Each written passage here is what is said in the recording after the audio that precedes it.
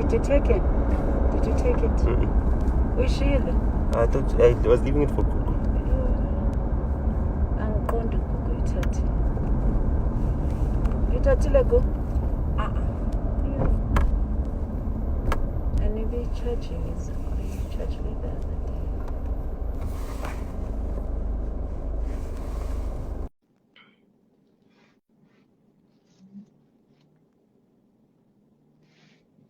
Nitama numbers ayakhuphuka nhlanga. How nota? That time My I'm so signal. excited to dissect youth politics, and you're out here with bad network. We can also blame that shit on the ANC. Bad We can. We can. Yeah, absolutely. No. So many countries are so far ahead of where we are as a country in terms of like the infrastructure. If we're looking at where the economies of the world are headed, you know, you look at the political landscape as well. There's no ways we'll make a proper country without the necessary infrastructure, and that starts with things like basic ass Wi-Fi. Simple. Yeah. Simple. And for us, or for our generation especially, the saddest thing, or what builds up more frustration, is that because of the interconnectivity of the world, right, and just the geopolitical makeup of youth in the world in general, is that we're so connected as the youth of the world, right, that we feel the frustrations of not being able to compete with our Asian, European, and American counterparts. Yeah. It's like we're no less brilliant, we're no less smart, but like we're watching these guys, they're building unicorns, all these big high value companies and everything. We're watching the Mark Zuckerbergs. I mean, Mark Zuckerberg was a kid just like 15 years ago, you know, and all of a sudden he's one of the richest people in the world, and we're looking at ourselves and it's like, okay, when is a South African going to become a billionaire at the age of 30 or something like that? And then it's like we're being left behind, and they're not seeing that. Because for them, as long as, you know, they've still got conventional opportunities, they've still got hiring opportunities, you know, it works. It works for them. It works in their favor because, you know, the situation right now currently suits them, but it doesn't suit the youth. And the frustrations of the youth are something that's going to come back to bite them. But my main issue is, like, you know, their response to that is to co-opt the youth by co-opting certain influential figures within the youth. You know, our supposed Which one? You remember Nompendulo from that Fees Must Fall rally that got co-opted into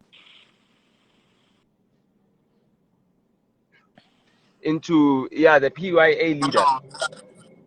Yeah. She's now a member of parliament. And she's now a member of parliament, and you know, she's contributing to the culture that gets you by within the ANC, you know, which is towing the party line. Yeah. And you know, so we don't that nonsense of always presenting a united front, whatever the adults you resolve on, you toe the line and you move in that direction. The minute you have anything that's, you know, contrary to what the party has said, you are seeing as counter-revolutionary. You're seeing as being someone who's not for the party, which is bullshit. And that's the narrative even some of us we've been fed from when we were in COSAS to SASCO to the Youth League. It's the same old bullshit. And that's the biggest problem that we have now. So, like, you know, and everybody else is like, you know, is being told that, hey, you're too stupid, or you're too popular, or you're too famous to have a political opinion.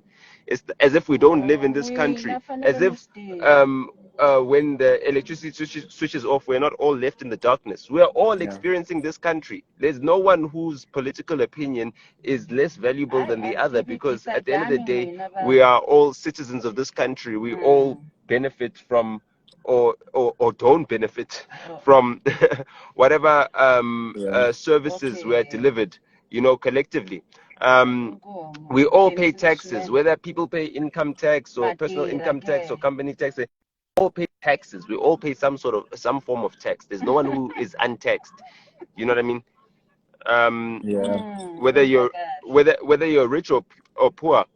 So now my issue is that, you know, because of how the soap opera of politics plays itself out, we're too drawn into, okay, watching the soapy instead of Yeah. actually now engaging in the issues. We can't Yeah. address the issues, because if you address a certain issue, no, now you must either be anti Ramaphosa and pro Zuma or pro RET, or you must be pro EFF, or you must be anti something. You know, everything has its, you know, it's all about the soapy that is happening within the political parties, and not But about the actual issues that need to be addressed. Nota, let me tell you, the ANC has long understood that the voice of the youth is very powerful. That's why they'll tell you that at the helm of any revolution, there's youth.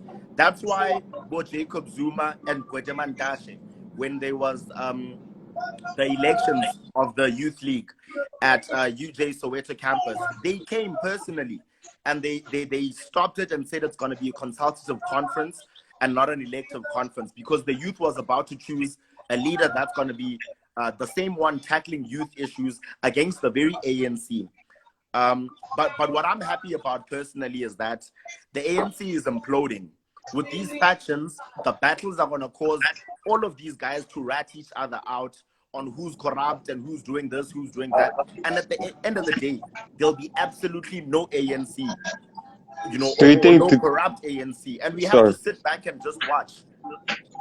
Do you think that's possible? Just put yourself It's on mute happening when you're not exactly like speaking, that. because there's background sounds. If so, when you're not speaking, just put yourself on mute. There's background sounds. How do So you put yourself on I will mute? respond. There's a mute button. You see where your microphone is? There's a mute button. So Okay, sure. I will respond, and then you will go following that. So yes, I do understand that the position of the youth is very important, and I also agree with you that we are seeing the ANC imploding, right?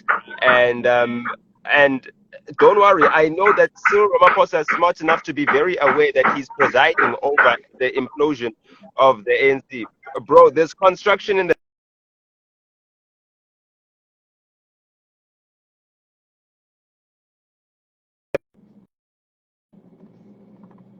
Say so that yeah, again. so yeah, no, there's construction in the background, so there's background noise, which is like really loud. And we're trying to have a constructive conversation. Yeah. And there's construction in the background. So yeah. So seems to be very aware, acutely aware, that he's presiding over an ANC that is imploding. And what he is trying to preserve is a functioning government. So while the party disintegrates underneath him, right, he is trying to preserve a functioning government, and he knows that he needs to pick, or he needs to deploy from amongst this the people within the government, right?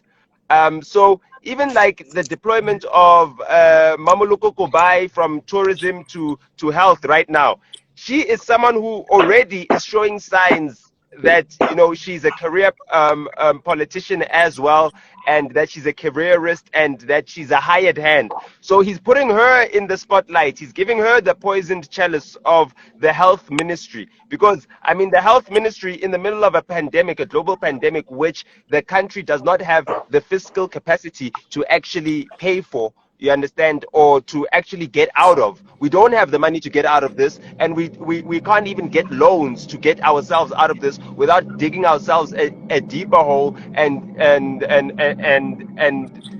just, you know, hemorrhaging all the tax revenue. And the country is already overtaxed. I mean, we're looking at tax which is nearing 40% at the lowest base levels. You know what I mean? So she's being given a poisoned chalice. So all these people, it's like a game of musical chairs, and he knows that all these people will eliminate themselves once put into the spotlight, one by one, one by one, one by one. So he's giving them all these poison chalices. And for me, I feel like he's got more of an allegiance to the country than he does to the ANC. And it's evident because, you know, he is trying to restructure the party, yes, so that it can function for government, but at the same time, the way in which the ANC is pitted against each other, you know, means that this side is going to call out this side and this side is going to call out this side, and the mudslinging from both the sides is going to mean that there's going to be significant casualties to create a collapse of the party in its entirety. Now, my Yeah. issue is that in this scenario, although this scenario we're watching it play out, the opposition itself is not immune to the same issues that are being faced by the ANC. Yeah. So it's not like the ANC is going to collapse and then there's an opposition party which is going to then take over. It's the ANC is going to collapse, and then the fights amongst the opposition party mean that, you know, even they won't be able to mount a proper opposition, and we're going to be hurled into coalition politics where the internal party dynamics of each of the parties to the coalition themselves have not been resolved, which Yeah. puts us in a very dangerous situation as well. Because, I mean, if we cannot come to an agreement as an organization internally, how are we going to come to a collective agreement when we're now thrust into governance and it's a coalition governance? And the parties amongst themselves have got internal politics which are not conducive to running a government. You know, Nota, I'm still of the belief that even the problems that the EFF is facing currently is because they are casualties of the internal fights of the ANC. One of the reasons this fight specifically with VBS and why they so urgently have to bring press together is because the mudslinging, like you mentioned, is affecting them as well, because these are things that must be touched, you know, because some of the fights that internally happened in the ANC were also influenced by the information that was granted to some individuals by members of the EFF. So in turn, the same crap is happening to them. And I think, for me, I don't know whether it's a period of self-cleansing. I don't know how far possible that is. But there's honestly a need right now for youth that are honestly concerned about the country to stand up, because everyone is so good when it comes to criticizing the current political dynamic or the political terrain, but no one's bringing up you know, an alternative solution. And I think, you know, you don't have to have a white beard anymore to be a politician. You know, Putuzani, corrupt as he is, has the right idea, but he's not the right person. You understand? You're not the But right there's a person. definite Yeah. need. There's a definite need. Let me hear what this bro has to say. Mulun, goed man Sam. Can you guys hear me? Yeah. Okay, like I'm tapping to what you're saying when it comes to the youth, and like, and Juzana is actually not the right person. For me, I don't want to engage in what happened, but I want to find out solutions of.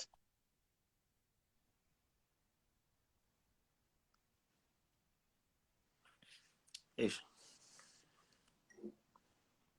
The ANC. It's not on my side. We can hear you, but the signal is Okay, bad from your side. okay, it's come from my side.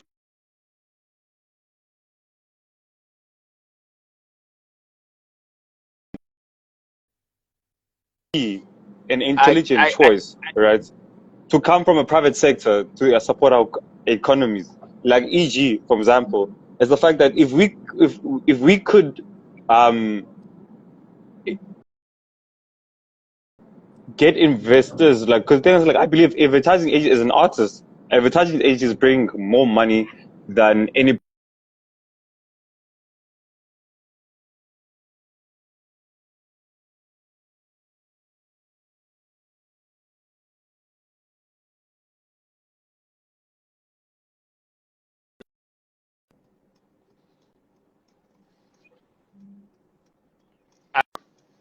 It's terrible. But let me just show you what's going on here.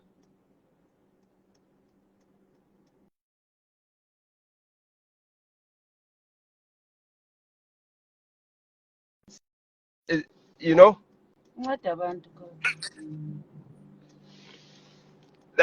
It's just a guy on the street who's decided to become a pointsman.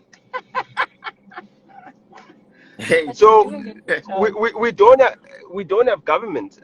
Him doing a good job is besides the point. Like, these are the signs that show you that you don't have a country, you don't have a government. You know what I mean? Where someone yeah, can take it upon themselves to direct traffic and whatever, and it's fine. It's not like he's probably unemployed or something like that, or he's probably got part-time employment, if he is employed. But he's a guy who would just be chilling on the street. How he's directing traffic because a need arose. yeah, You know what I mean? A need arose. So for me, I do feel that one thing that we can be confident of is that we do have the capacity in terms of people who are willing to do what is necessary to improve the country. You understand? The problem is that we are so married to the idea that our solutions need to come from politicians.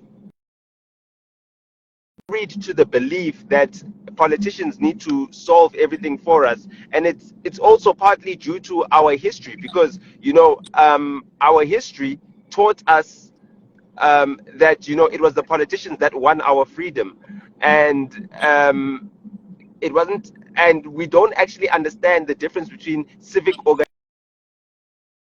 parties and everything else. So although there were civic organizations that had formed and that where we are now free, their story hasn't been told because it was whitewashed with the canvassing of the ANC prior to the 1994 elections.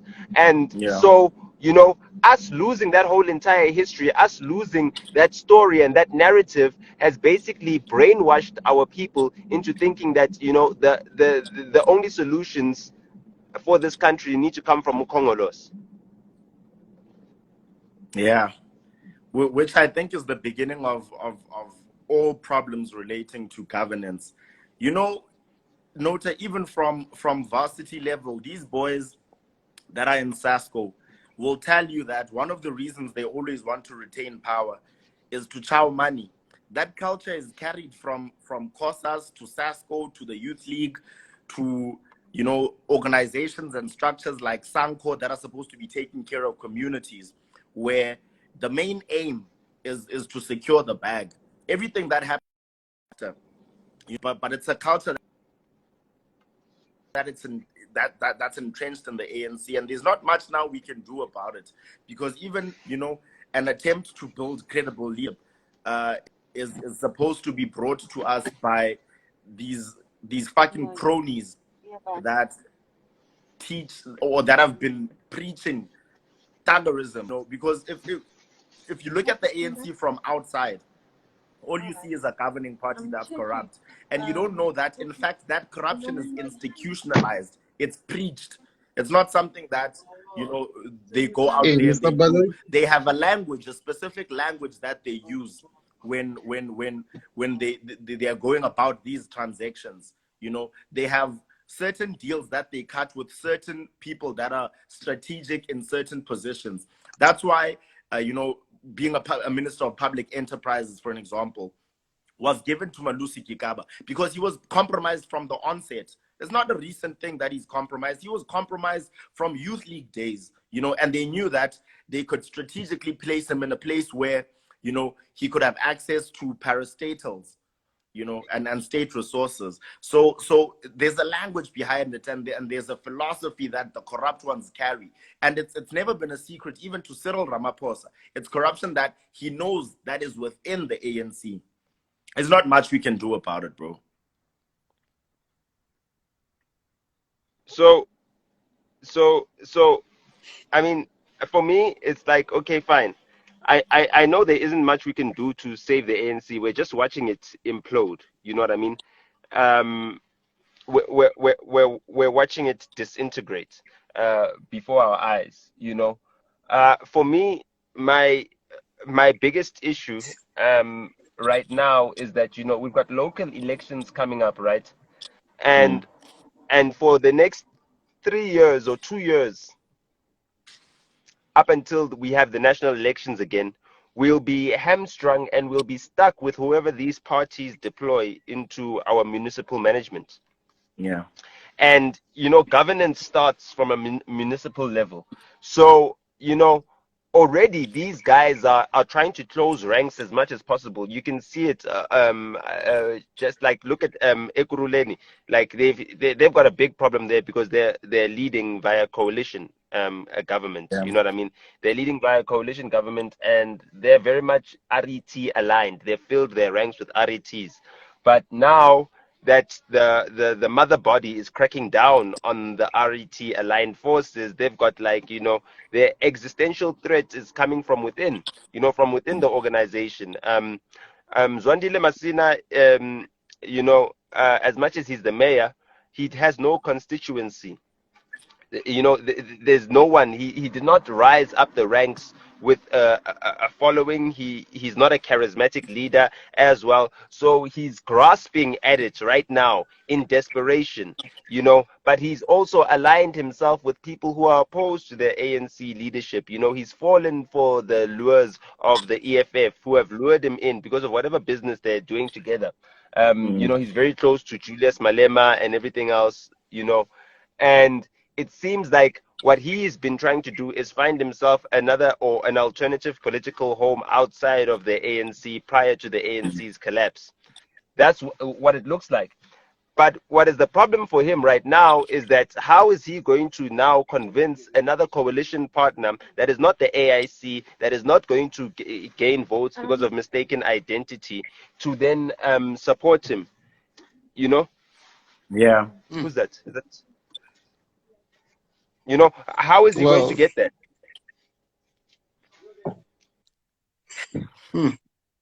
Masina's issue. Well, for me, Mr. Balay, I feel like this country, I like what you just said, bruh.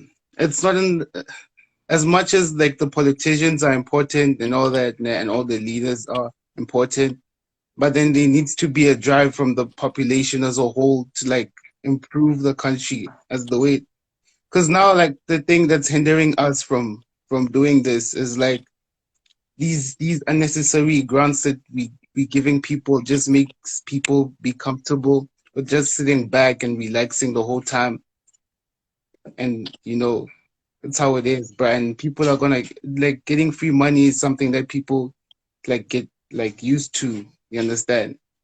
Like when this 350 that they used to give us during lockdown, right? Some of my classmates were like applying and they bought alcohol at that shit, bro. No way. Bro, you see, I feel like some of the things like those welfare grants, some of them are like really unnecessary, and like if it's for unemployment for people who don't like find the courage to like work, I feel like those people should just like not receive those grants, because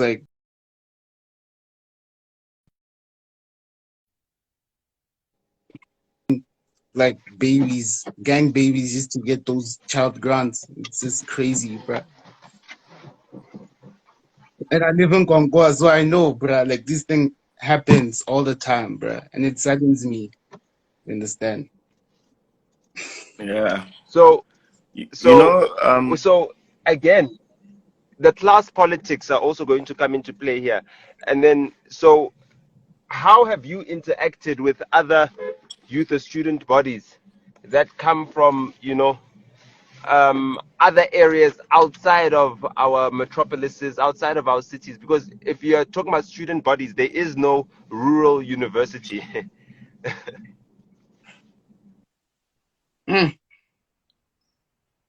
there's none, not even Wusu. Yeah, exactly. Not even Wusu, Education. not even Wusu. So like, and Wusu is very like that's a stronghold. That's a Yeah. stronghold because they feel like they are given a birthright to ascend into the ANC's leadership. from a young age. So I mean, even the COSAS leaders at WUSU, dude, I used to chill with COSAS leaders from WUSU whenever they do like festivals and events, and then I'd find out that these guys have been at WUSU for like 9 years, dog. You know, Yeah. a dude has spent a, like, a dude has spent a decade at the institution. You know, and those are the worst. I mean, even turf loop guys, they were also quite bad. I mean, there were some Vitsis as well who have been, you know, PYA for like a long time, 6, 7 years. You know, Professional but you students. know, professional students, you know, just to be in the student bodies, just to benefit from that because they're getting paid for that. You know what I mean? They're getting paid for that, but outside of that,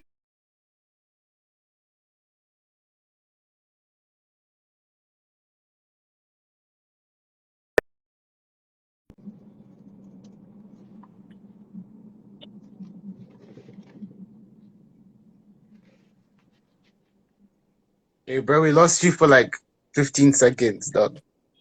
I'm saying I'm very much out of touch with what's happening with.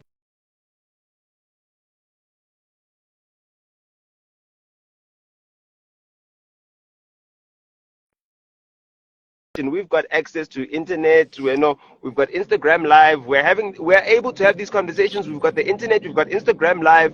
You know, we've got decent connection when load shedding allows. You know, us to have Yeah. decent wireless connections.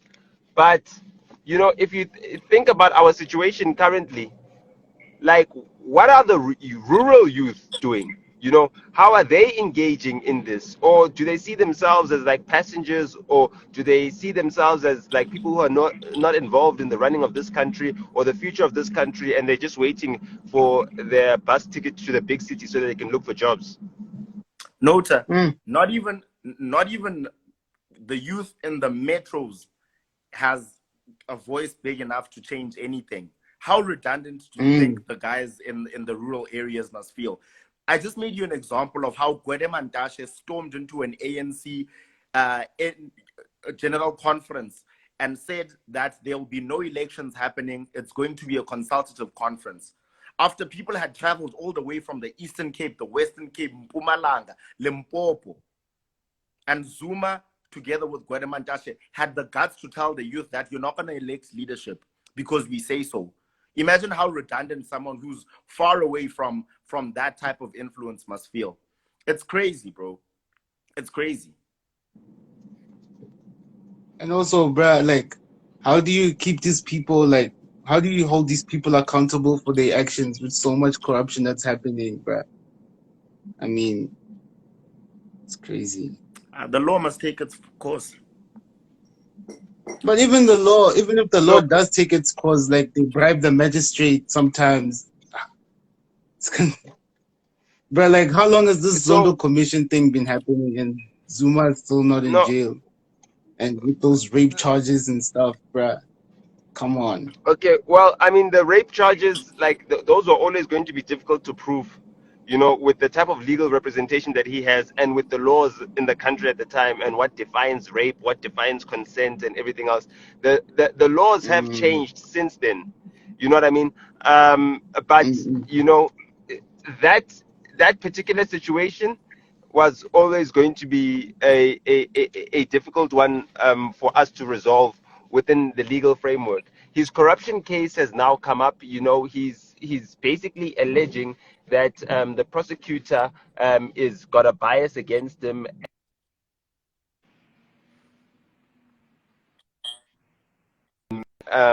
basically to try and prosecute him. So my thing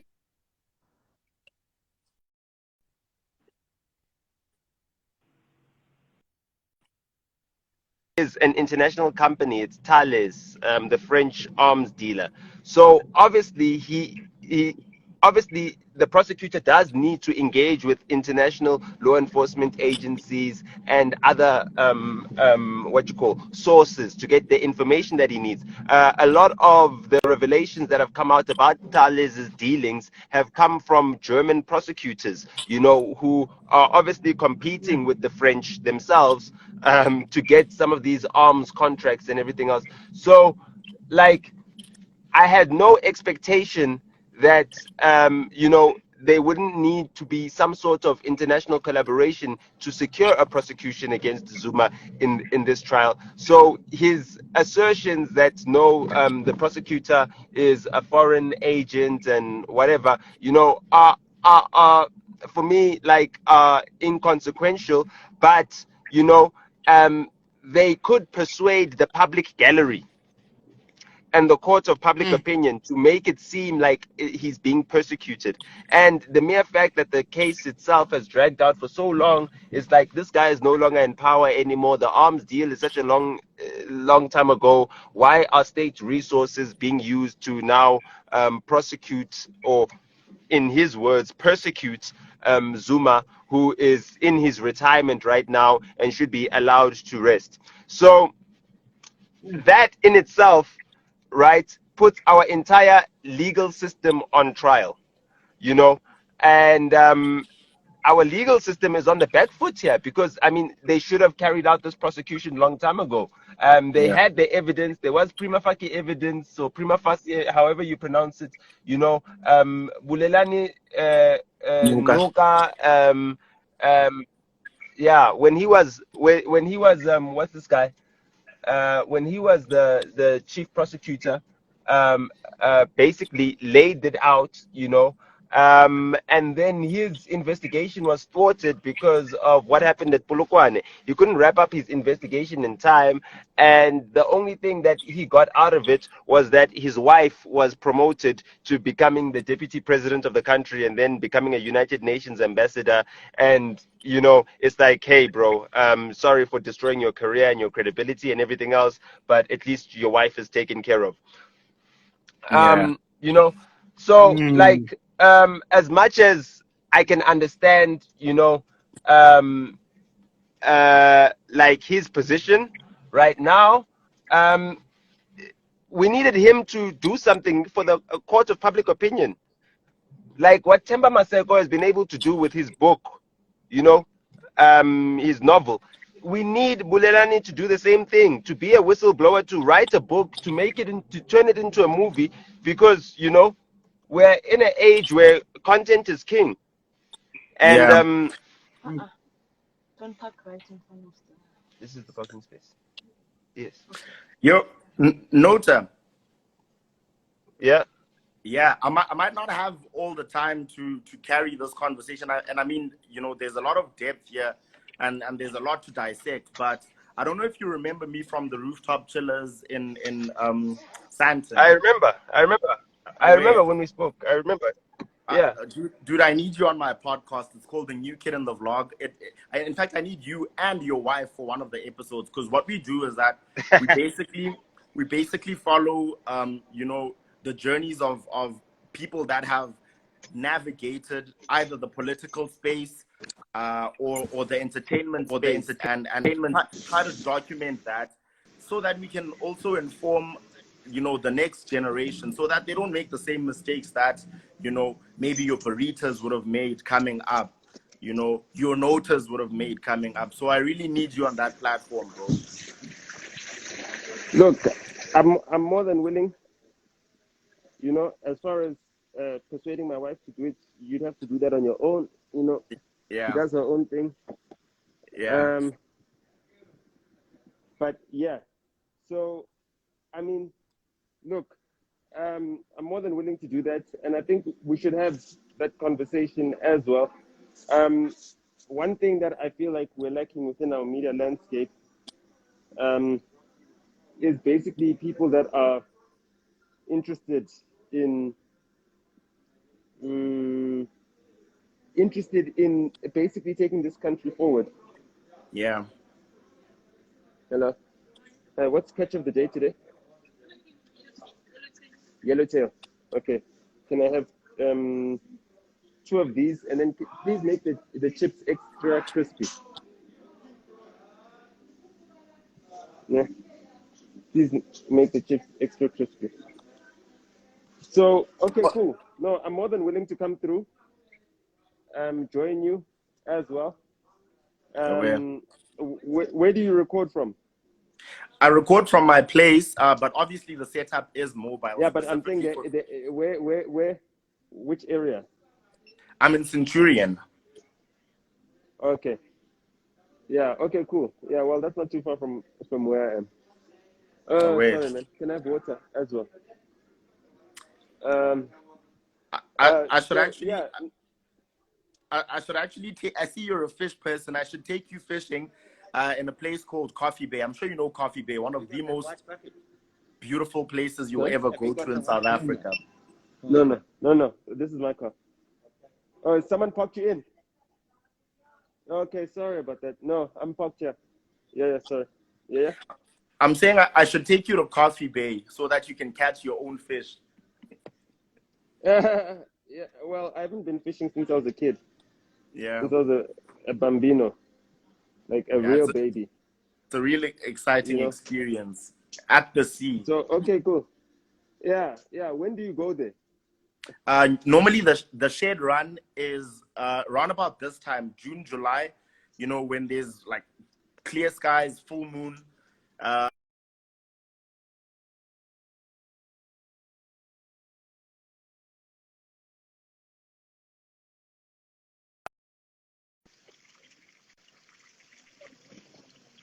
Yeah, I'm sure you missed that.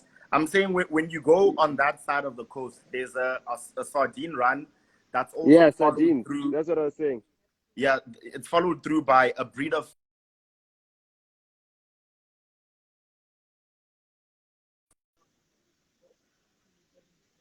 is